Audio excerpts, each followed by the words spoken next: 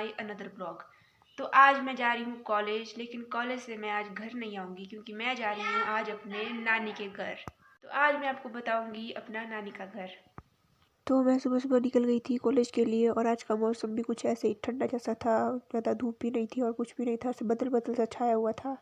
आज मैं बस देखते देखते जा रही थी क्योंकि कल मेरे साथ स्कैम हो गया था। कल मेरे से जो मेरी बस थी जिसमें मैं कॉलेज जाती थी वो बस छूट गई थी, जिसकी वजह से तो कल मैं अपनी पहली क्लास अटेंड नहीं कर पाई थी और मुझे उसका इतना ज़्यादा दुख हो रहा था क्योंकि मैं लेट हो गई थी कॉलेज के लिए। लेकिन आज मैं टाइम से तैयार हो गई थी और मैं बस देखते देखते जा रही थी, तो मैं टाइम से कॉलेज भी पहुंच गई। और मैं आज अकेली थी, मेरी कोई भी सहेली नहीं आई थी साथ में बैठने के लिए, तो मैं अकेली सारी क्लासेस अटेंड कर रही थी। और उसके बाद मैं बस में निकल चुकी थी घर की तरफ को।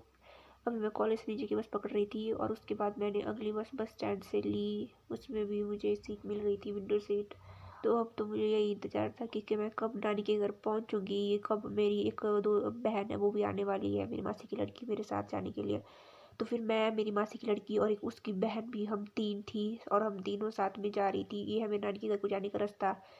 मतलब ऐसा है कि इसमें चलना ही पड़ता है, कोई बसेस वगैरह नहीं जाती है। मतलब यहाँ से पैदल ही नानी के घर तक जाना पड़ता है क्योंकि ऐसे गली गली टाइप्स का रास्ता है। तो जब मैं जा रही थी तो उस वक्त बहुत ही ज़्यादा गंदी धूप लगी हुई थी। सुबह तो बदल था लेकिन चलते चलते धूप लगी हुई थी और उससे हमारी बुरी हालत हो गई थी। लेकिन कैसे भी करके हम पहुँच ही गए फाइनली अपने नानी के घर में।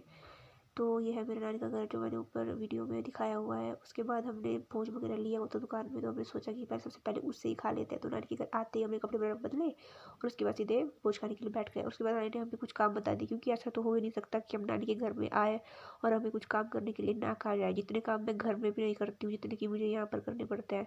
तो यहाँ पे हम सब बहनें इकट्ठी हो गई थी और हम सब शाम की सब्जी की तैयारी कर रही थी और मेरी वीडियो बना रही थी मेरी मासी की एक लड़की है, इसका नाम भूमिका है। मतलब जो मेरे साथ में बैठी हुई है इसका नाम शगुन है। इसकी एक छोटी बहन है भूमिका, वो अभी 4th में पढ़ती है, वो मेरी वीडियो बना रही थी। और घर के काम वगैरह करने के बाद फिर हमने सोचा कि थोड़ा सा खेल भी लिया जाए। तो मैं और जो मेरी मासी की लड़की है वो भूमिका, जो कि वीडियो शूट कर रही थी, तो हम दोनों ने सोचा कि ज़रा बैडमिंटन ही खेल लिया जाए, वैसे भी हम बोर ही हो रहे थे। तो मैं भूमि के साथ बैडमिंटन खेल रही थी कि तभी मेरा एक मासी, जो मेरी सबसे छोटी वाली मासी है, ये उनका लड़का है, उसने बोला कि मुझे भी बैडमिंटन सिखा दो। तो मैं उसके साथ भी बैडमिंटन खेल रही थी और मुझे बहुत ज़्यादा मज़ा आ रहा था इन बच्चों के साथ बैडमिंटन खेलने का, क्योंकि मेरा टाइम स्पेंड हो जा रहा था। क्योंकि अगर मैं घर में होती तो मैक्सिमम टाइम मैं घर में रह के बोर ही होती हूँ क्योंकि मेरे साथ कोई भी ऐसे खेलने वाला नहीं होता है। मैंने इससे अगले दिन का ब्लॉग भी मिक्स किया हुआ है जिसमें अगले दिन खीर बना रहे थे और कीर्तन भी किया।